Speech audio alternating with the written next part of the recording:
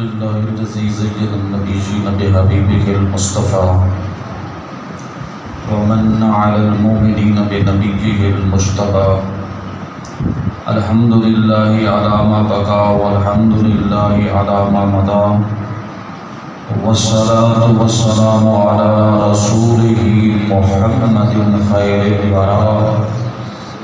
مدحتك يا رسول الله صلی اللہ تعالی علیہ وآلہ وسلم. اما بعد فاعوذ باللہ من الشیطان الرجیم. بسم اللہ الرحمن الرحیم. ربنا آتنا فی الدنیا حسنة وفی الآخرة حسنة فی مقام آخر مغفرا وعامرا. ان اللہ وملائکته یصلون علی النبی یا ایھا الذین آمنوا صلوا علیہ وسلموا تسلیما. اللهم صل علی سیدنا ومولانا محمد وعلى آل سيدنا ومولانا محمد معدن الجود والكرم وبارك وسلم عليه. سقاني حبك ساكت لساني فقلت لخمرتي نهري تعالي. سعدت ومشهد دهري فيك وصف فهمت بسهرتي بين المغاري. فقلت للسائر الأقطاب رموا بهاني وادخلوا وانتم رجالي. رموا واشربوا وانتم جنودي فساق القوم بالضعف ملالي. شربتم فضلتي من بعد سكري ولا نلتم علوفي واتصالي. مريدي لا تخاف الله ربي أتاني رفعة نلت منالي. الى آخرہ. تمام دوستوں کا بازوں ہو کے پڑھیں الصلاۃ والسلام علیک یا سیدی یا رسول اللہ. الصلاۃ والسلام علیک یا سیدی یا حبیب اللہ. الصلاۃ والسلام علیک یا سیدی یا نبی اللہ وعلى آلك وأصحابك يا سيدي يا نور الله. خالق کائنات رب لم یزل ولا یزال کی بارگاہ میں دعا ہے کہ اللہ رب العزت ہماری اس محفل پاک کو اپنی بارگاہ میں منظور و مقبول فرمائے اور کروڑوں درود نبی پاک سید الاولاد سید العالم نور مجسم شفیع معظم نبی محتشم و مکرم صلی اللہ تعالی علیہ وآلہ وسلم کی ذات کرامی پر جن کے تبسم سے اللہ رب العزت نے اس خوبصورت سی کائنات کو وجود بخشا ہے. جیسا کہ آپ لوگ بخوبی واقف ہے کہ محفل پاک کا تعارف جناب خاور بشیر بٹ صاحب نے بڑے آسان انداز سے فرمایا. ہماری اس محفل پاک جو کہ زیر نگرانی بزم جدید اور غلامان شیخ ربانی کے زیر اہتمام منعقد ہوتی ہے، اور آج یہ قافلہ آپ حضرات کی جامع مسجد مدینہ سیدہ میں درمیانی مسجد جو ہے وہ اس میں آپ لوگ حاضر خدمت ہے. یہ محفل پاک ہمارے بہت ہی پیارے دوست اور فخر السردار سید عثمان شاہ صاحب نقشبندی کی دامہ فیوز آپ کے زیر سرپرستی کہ آپ مسجد میں اور انتظامیہ کے زیر تمام منعقد پذیر ہے. اللہ تبارک و تعالی ہماری اس کاوش کو اپنی بارگاہ میں منظور و مقبول فرمائے. آپ لوگ سنتے رہتے ہیں اس درمیانی مسجد پہ تقریباً ہر قسم کی محافل کا انعقاد ہوتا ہے، اور یہ بہت بڑی بات ہوتی ہے کہ اہل محلہ کو خصوصاً مسجد جب آباد رہے نیک لوگوں کے ذکر و اذکار سے، چاہے وہ عشرہ محرم الحرام شریف کا ہو کہ پوری عشرے کے اندر یہاں پر محفل پاک کا انعقاد کیا گیا. ذکر شہداء کربلا بڑے اہتمام کے ساتھ، اور اسی طرح حضرت سیدنا امام حسن رضی اللہ تعالیٰ عنہ کی یاد میں بھی یہاں پر محفل پاک کا انعقاد ہوتا ہے، اور پیارے شریف دیگر ذکر بلا شریف. اسی سلسلے میں یہاں پر بھی ہم لوگ حاضر ہوئے. وہ ہے مجدد الفسانی شیخ احمد ساحلی رحمہ اللہ کی سیرت پاک اور ان کے حوالے سے آج اس محفل پاک کا انعقاد ہے. بہت ہی مختصر سے وقت کے اندر بندہ ناچیز اپنی حاضری پوری کرے گا۔ اللہ رب العزت نے ارشاد فرمایا ہے، اور یہ ہم لوگ دعا بھی مانگتے ہیں جو کہ اللہ کی طرف سے ہمیں سکھائی گئی ہے، وہ ہے ربنا آتنا فی الدنیا حسنۃ وفی الآخرۃ حسنۃ۔ اس کا معنی یہ ہوتا ہے کہ اللہ ہمیں دنیا میں بھی حسنہ عطا کر اور آخرت میں بھی ہمیں حسنہ عطا کر۔ اب حسنہ ایک ایسا مفہوم رکھتا ہے جس کے اندر کوئی قید نہیں ہے کہ حسنہ سے مراد کوئی نیکی ہے، اچھے اعمال ہیں، صالح اعمال ہیں یا دیگر ذکر و اذکار ہے۔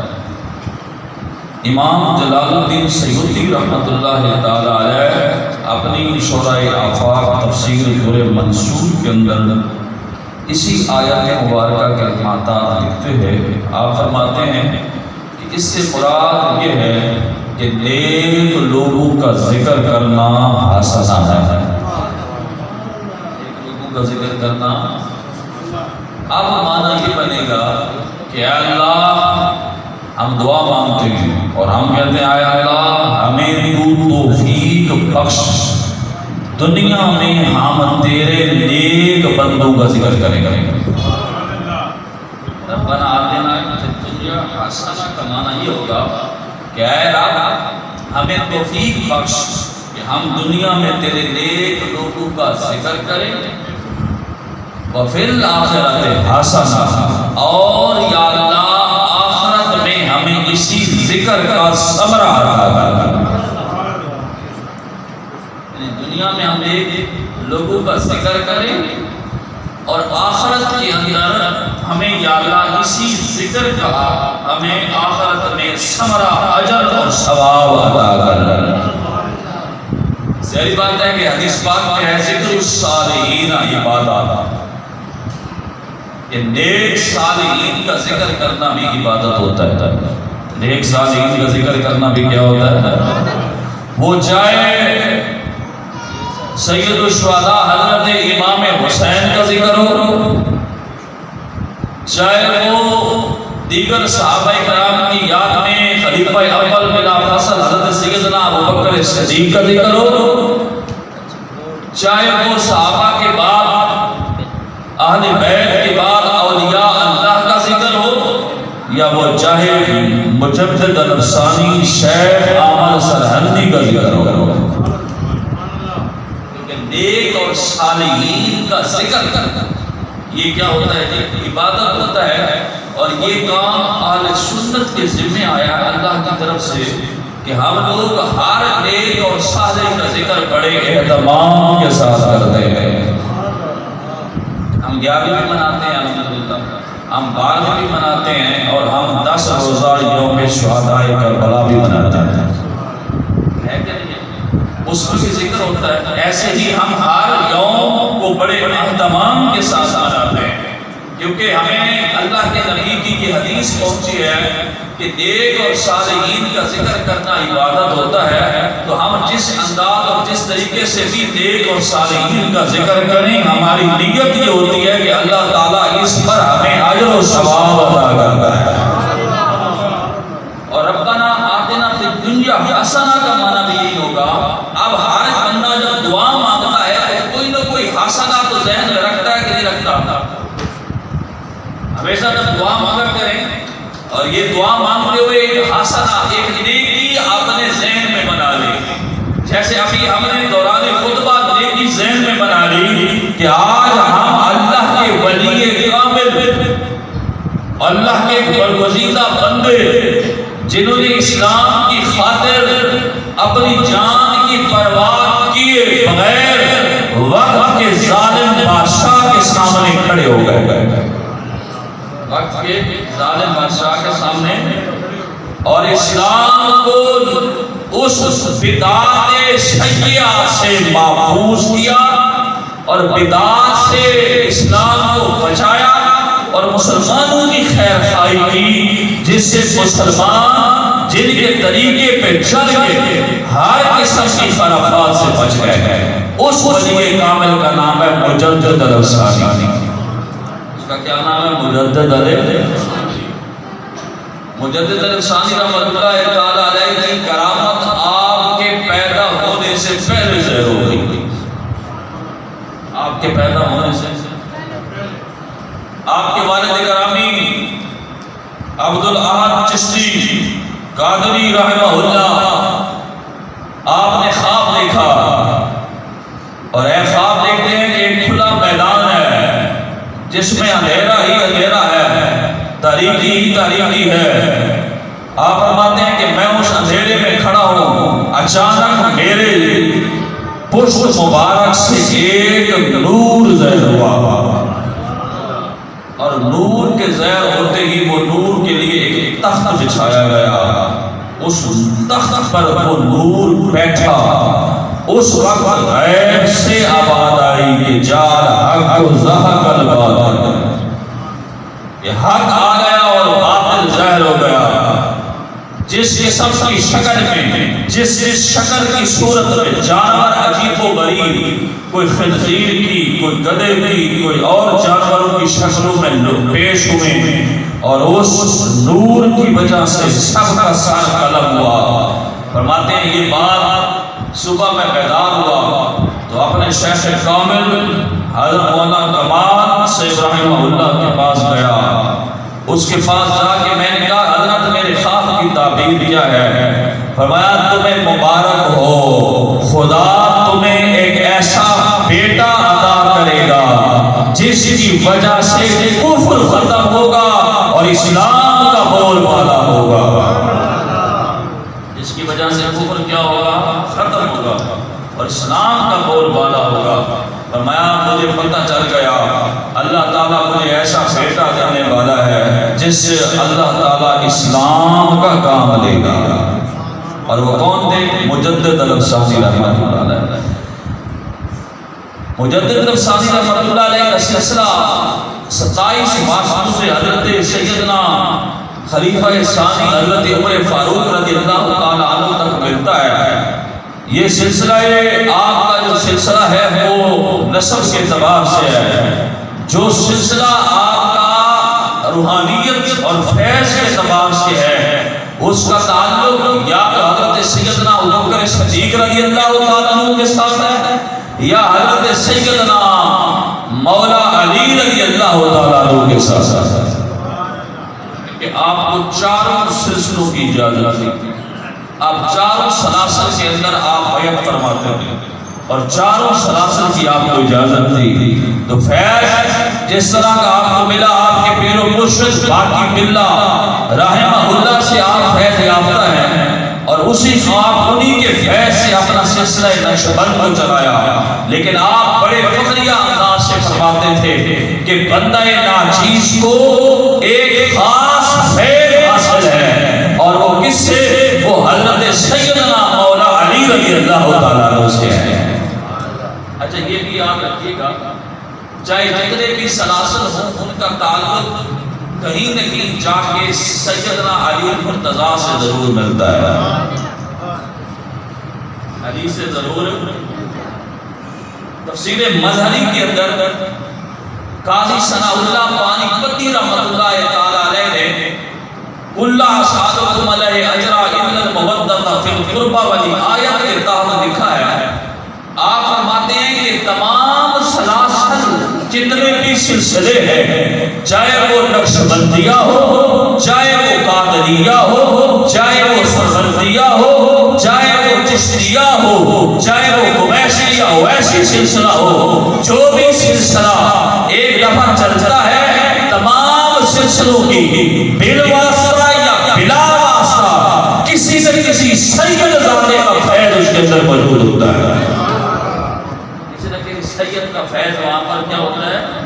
کیونکہ سید کے اندر رسول اللہ کا خون مبارک ہوتا ہے، اور خون مبارک کی اس برکت کی وجہ سے اسی فیض کا عالم یہ ہوتا ہے کہ عام شاہ الحق محدث دہلوی فرماتے ہیں عام قوم کا بندہ، عام خاندان کا بندہ اگر وہ مجاہدہ کرے اور مجاہدہ کر کے جتنے جس مقام پر وہ کئی مجاہدہ کر کے پہنچتا ہے، ایک سید ذاتہ وہ تھوڑی سی محنت کر لے اللہ تعالیٰ اس کو ڈائریکٹ وہ مقام عطا فرما دیتا ہے.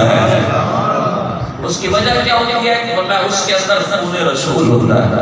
اس کے اندر کیا ہوتا ہے؟ خون. اور مجدد پاک رحمۃ اللہ علیہ کی ایک عادت مبارک ہے آپ کے ملفوظات مکتوبات شریف کے اندر، جہاں بھی آپ حضرت سیدنا علی المرتضیٰ شیر خدا رضی اللہ تعالیٰ عنہ کا نام لیتے ہیں وہاں آپ جناب امیر فرماتے ہیں، یعنی آپ کے نام کے ساتھ جناب امیر کا ذکر ضرور فرماتے ہیں. اور مکتوبات میں جہاں جناب امیر کا ذکر ہوگا وہاں مولا علی کا ذکر ہوگا.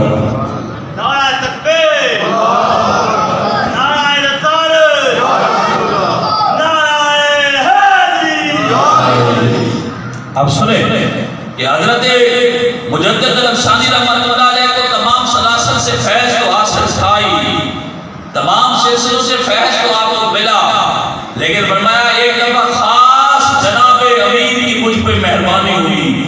میں موجود تھا کہ اچانک حضرت سیدنا علی المرتضیٰ شیر خدا رضی اللہ تعالیٰ عنہ تشریف لائے اور فرمایا اے مجدد میں تم کو دنیا کے علوم کو حاصل کر دیے، میں تمہیں آسمانوں کا علم عطا کر دوں. کس کا علم کر دو؟ آسمانوں کا علم عطا کر دوں. اچھا اس سے ایک بات واضح ہو گئی کہ حضرت علی المرتضیٰ کو خدا نے وہ علمی مقام دیا تھا کہ آپ زمین کے علوم تو جانتے ہی جانتے آسمانوں کا علم بھی آپ کو اللہ نے عطا کیا. بڑی مشہور بات ہے آپ کے یہاں جب ممبر سلونی پر آپ بیٹھے اور اعلان سلونی فرمایا کہ کوئی سوال مجھ سے کرنا ہے تو کر لو. علی المرتضیٰ نے جو سوال یہ چیلنج صرف اللہ کے نبی نے کیا ہے اور دوسرا یا علی المرتضیٰ نے کیا ہے. یہ جو چیلنج ہے یا تو اللہ کے نبی نے کیا ہے یا مولا علی نے کیا ہے. اور وہ اعلان یہ تھا کہ جس بندے نے جس جسم کا بھی سوال کرنا ہے، زمین ہو یا عرش الہی تک، جس چیز کے بارے میں جو چاہے اس سے سوال کرے، میں یہاں منبر پہ بیٹھ کے اس سوال کا جواب دے دوں. اس نے یہودی آگے آتا ہے، یہودی کہتے ہیں کہ بڑی عام بات ہوتی ہے. گروت العیون کے اندر ایک بات ذکر ہے، اللہ کے نبی علیہ السلام کے وصال کے 7ویں دن بعد، اللہ کے نبی علیہ السلام کے وصال کے مسجد نبوی شریف کے اندر سارے صحابہ کرام تشریف فرمائے اور حضرت علی المرتضیٰ شیر خدا رضی اللہ تعالیٰ عنہ تشریف فرمائے. سارے صحابہ بیٹھے ہوئے، ایک گھوڑا سوار آیا اور گھوڑا سوار آ کے سلام کرتا ہے. سارے صحابہ نے جواب دیا لیکن کیونکہ ایک غم کا نڈھال کی صورت میں سارے کے سارے خاموش ہو کے سر جھکا کے بیٹھے ہیں. حضرت علی المرتضیٰ شیر خدا بھی آپ تشریف فرمائے. اس نے کہا السلام علیکم، سب نے سر اٹھا کے جواب دیا، پھر سر جھکا لیا. کہنے لگے تم میں سے وہ شخص کون ہے جس کو سب سے زیادہ قرب رسول اللہ کا حاصل ہے؟ سوال تھوڑے سوال تھے، یہ سوال کیا کہ تم میں سے کوئی ہے ایسا بندہ، جیسے مثلا اچانک کسی محفل میں کوئی بندہ آ جاتا ہے تو کسی کے پتہ پوچھتا ہے تو کہتے ہیں یار تم میں سے کوئی اس بندے کو جاننے والا ہے؟ تو اس نے کہا کہ اللہ کے نبی کے ساتھ کس کو قرب خاص حاصل ہے؟ تو حضرت علی المرتضیٰ شیر خدا رضی اللہ تعالیٰ عنہ نے سر مبارک اٹھا کے حضرت ابوبکر صدیق کی طرف اشارہ کیا. یہ بیٹھے حضرت علی المرتضیٰ شیر خدا نے جیسے اشارہ کیا، حضرت ابوبکر صدیق کہتے ہیں نسب کے اعتبار سے جو قرب خاص اگر پوچھتے ہو رشتے اور نسب کے اعتبار سے تو وہ حضرت علی المرتضیٰ بیٹھے ہیں، اس کو قرب حاصل ہے. ہے نا کہ فضیلت والا ہی فضیلت والے کے مقام کو جانتا ہے. اتنی مشہور بات ہے، فضیلت والا ہی فضیلت والے کے. تو جیسے کہا اس نے کہا کہ اچھا کون تیرا نام ہے؟ انہوں نے کہا علی المرتضیٰ شیر خدا رضی اللہ تعالیٰ عنہ کی طرف مخاطب کر کے کہتا ہے السلام علیکم، دوبارہ سلام کرتا ہے. علی نے سر اٹھا کے کہا اے گھوڑا سوار، تو بتائے گا مجھے کہ تو کس لیے آیا ہے یا میں بتاؤں کہ تو کس لیے آیا ہے؟ نہیں سمجھ آئی. اب پہلے تو سوال میں پوچھنے لگا کہ کس کو قرب حاصل ہے. اب جب علی کی طرف اشارہ ہو گیا کہ قرب خاص تو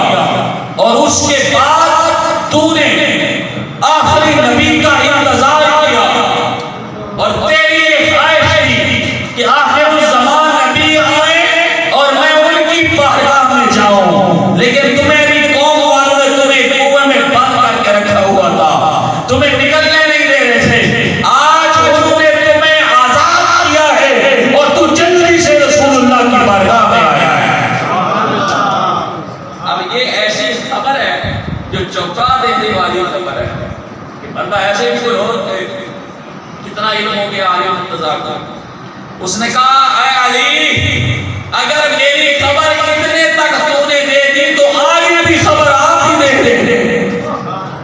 اگلی خبر بھی آپ. فرمایا ہاں جی ایسا ہی تھا. فرمایا کہ اللہ کے نبی علیہ السلام کی بارگاہ میں میں موجود تھا. میرے نبی پاک صلی اللہ علیہ وسلم نے مجھے کہا ہے علی میرے وصال کے کچھ دن بعد، میرے وصال کے کچھ دن بعد ایک گھوڑا سوار آئے گا، وہ تم سے سوال کرے گا، اس کو کہہ دینا تیرا آنا بھی قبول، تیرا اسلام لانا بھی قبول ہو جائے گا.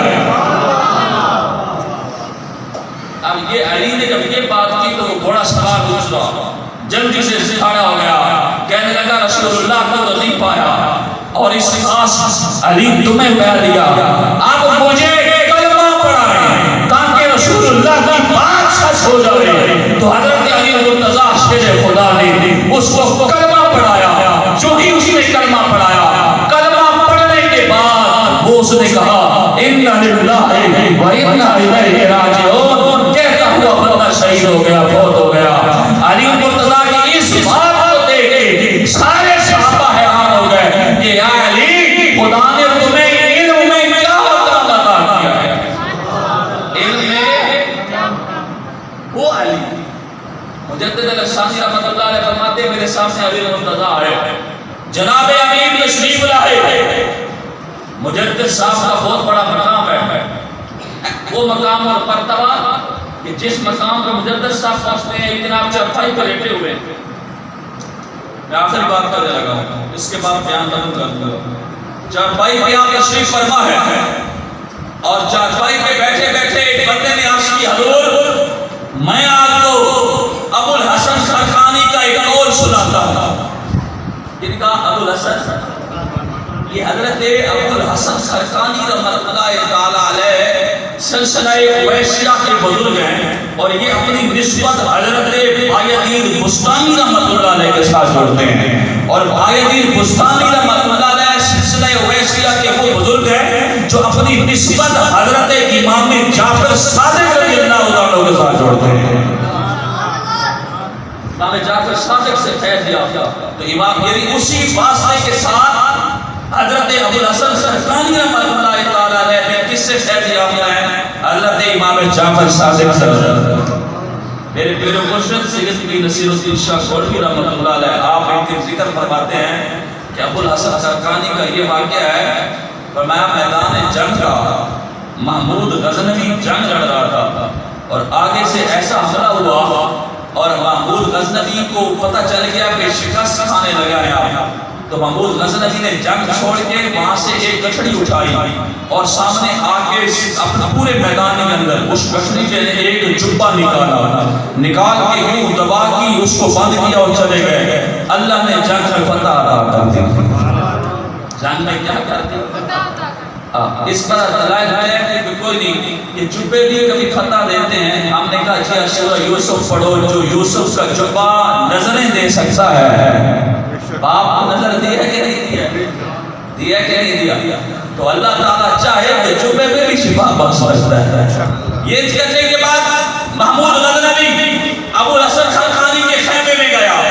ابو الحسن خرقانی تو ریش رستے نے سر اٹھا کے کہا اے محمود میدان جنگ میں تمہیں میرا ہی جبہ نظر آیا خدا کی بارگاہ میں پیش کرنے کے لیے. فرمایا کیا کرتے؟ جنگ کے اوپر حاوی ہو گئے، آپ ہی کا جبہ پیش کیا. فرمایا جانتے ہو ہمارا مقام کیا ہے؟ اے محمود تمہیں پتہ بھی ہے ہمارا مقام اور مرتبہ کیا ہے؟ انہوں نے کہا جی کیا مقام اور مرتبہ ہے؟ فرمایا خدا کی قسم اگر تو خدا کی بارگاہ میں اس دن میرے جبے کا وسیلہ دے کے یہ دعا کرتا کہ یا اللہ ساری کائنات مسلمان ہو جائے، خدا میرے جبے کی برکت سے ساری کائنات کو مسلمان کر دیتا. ساری کائنات کو کیا کر دیتا؟ وہیں ابو الحسن خرقانی کا ذکر ہوا مجدد الشامی کی بارگاہ میں کہ ابو الحسن خرقانی رحمۃ اللہ علیہ کہتے ہیں کہ در ہر چیز رحمت است الا در محبت. یہ درو ہیچ رحمت نہیں. مجدد رفسانی کے سامنے یہ بات پیش ہوئی. شیخ مجدد رفسانی رحمۃ اللہ علیہ جب لیٹے ہوئے تھے، جب آپ نے ایک قول سنا تو اٹھ بیٹھے. فرمایا ابو الحسن سرکانی کا قول سناؤ. انہوں نے کہا ابو الحسن سرکانی کہتا ہے کہ ہر چیز رحمت ہے. اس نے کہا ہر چیز میں رحمت ہے، ہر چیز میں رحمت ہے، ہر چیز میں الا در محبت، لیکن محبت میں رحمت کوئی نہیں. ضرور ہے کہ رحمت نیس کہ محبت میں رحمت کوئی نہیں، بلکہ یہاں معاملہ الٹ ہے. محبت پر قتل شدہ مقتول بندے سے زیادہ لی جاتی ہے، شریعت میں دیت قاتل سے لی جاتی ہے، محبت میں دیت مقتول سے لی جاتی ہے. یہ بات کرنے تھی کہ مجدد رفسانی کو بچ آیا، کیفیت بدلی، چارپائی سے نیچے بیٹھے، ملاقات میں بیٹھے، سر چکا کے کہا خدا کی قسم سچ کہا کہ جو خدا کی محبت میں چلا اس کا سر کٹ گیا. ہم سمجھ گئے چاہے وہ میدان کربو بھلا ہو، چاہے میدان بدر حنین ہو، اگر سر کٹا ہے تو وہ محبت الہی کے اندر کٹ گیا ہے. مجدد صاحب کو بچ آیا، فرمایا یہ سچ کہے گئے. ساتھ بیٹھے ہوئے بزرگ نے کہا خدا کی قسم محبت کے اس مقام پر اس وقت شیخ سرحدی مجدد رفسانی فائز تھے. جانتے وہی فائز تھے، اور فائز کے لیے یہ عالم ہے کہ جب محبت کے اس مقام پر فائز ہو تو اسی لیے تو علامہ جامی نے کہا تھا یہاں معاملہ الٹ ہے. عشق اول در دل معشوق پیدا می شود، رفتہ رفتہ در دل عاشق ویدا می شود. اس نے کہا یاد رکھ جس کو خدا نہ چاہے اس وقت تک وہ خدا کا محبوب نہیں بن سکتا. جس کو خدا چاہتا ہے یعنی معشوق چاہتا ہے تو عاشق کے دل میں محبت پیدا ہوتی ہے، جو معشوق نہ چاہے نہیں پیدا ہوتی. اسی لیے فرمایا کہ مجھے مولا علی سے زیادہ ہوئی، اور حضرت مولا علی نے فرمایا اے مجدد خدا نے تمہیں دنیا کا علوم تو دے دیا، دنیا کا ہر علم تو تمہیں مل گیا، میں تجھے آسمانوں کا علم عطا کروں. فرمایا مجھے یہ شک حاصل ہے کہ مولا علی نے مجھے آسمانوں کا علم عطا کروا دیا.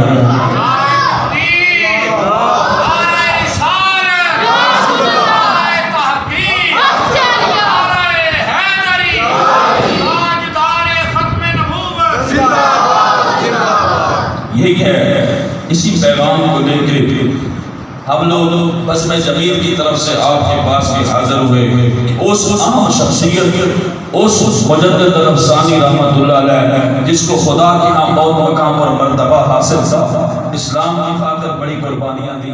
اللہ